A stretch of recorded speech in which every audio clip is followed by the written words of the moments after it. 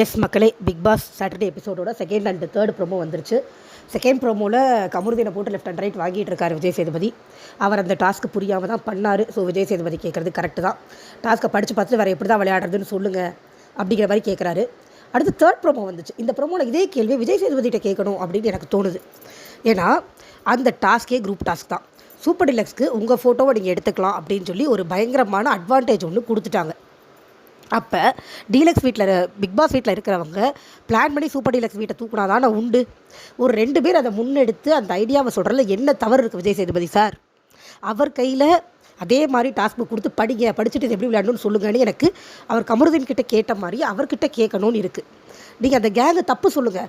கேங்காக சேர்ந்து உப்பு போடுறது அது இதுன்னு பண்ணுறாங்க, சமையலில் காட்டுறாங்க, அப்படி சொல்லுங்கள். அது நியாயம். நீங்கள் சாப்பாட்டு விஷயத்தை எடுக்கவே இல்லை. என்னையை பொறுத்த வரைக்கும் அந்த கேங் மேலே தப்புனா சாப்பாட்டு விஷயத்து மேலே மட்டும்தான். மற்றபடி கேமெல்லாம் அவங்க பயங்கர ஃபேராக விளையாடினாங்க. எனக்கு ஒரே ஒரு கேள்வி தான். பார்வதியை எல்லோரும் சேர்ந்து அவுட் பண்ணதில் என்ன தப்பு இருக்குது? என்னத்துக்கு பார்வதியை முட்டு கொடுத்து காப்பாற்ற ட்ரை பண்ணுறது இந்த சேனல்? என்ன இருக்குது அவங்கக்கிட்ட? இப்படி எல்லோரும் சேர்ந்து முட்டு கொடுத்து அவங்கள காப்பாற்றுறதுக்கு வெறும் வன்ம குடோன், வேறு ஒன்றுமே கிடையாது. அந்த டீம் சூப்பராக விளையாண்டாங்க. ஆக்சுவலாக எல்லோரும் சேர்ந்து நீட்டாக விளையாண்டாங்க. ஒருத்தராக விளையாண்டு ஒருத்தராக அதை கடைசி வரைக்கும் ஆக்சுவலாக கமருதீனை அவங்க விட்டதே பெரிய விஷயம். அவங்க நினச்சிருந்தா கமருதீனை எப்பயோ தூக்கி இருந்திருக்கலாம் கேமை விட்டு. சூப்பர் டீலக்ஸ் அவுட் பண்ண வைக்கணும், பிக் பாஸே ஒருத்தர் ஜெயிக்கணுங்கிறது மட்டும்தான் அவங்களோட நோக்கமாக இருந்தது. எனக்கு அந்த டீம்லாம் அதில் தப்பாக தெரியலைங்க. யாருக்கு என்ன தோணுனாலும் சரி. எஸ், அவங்க பண்ணது தப்பு சாப்பாட்டு விஷயத்தில். அது நான் எப்போயுமே சப்போர்ட் பண்ண மாட்டேன்.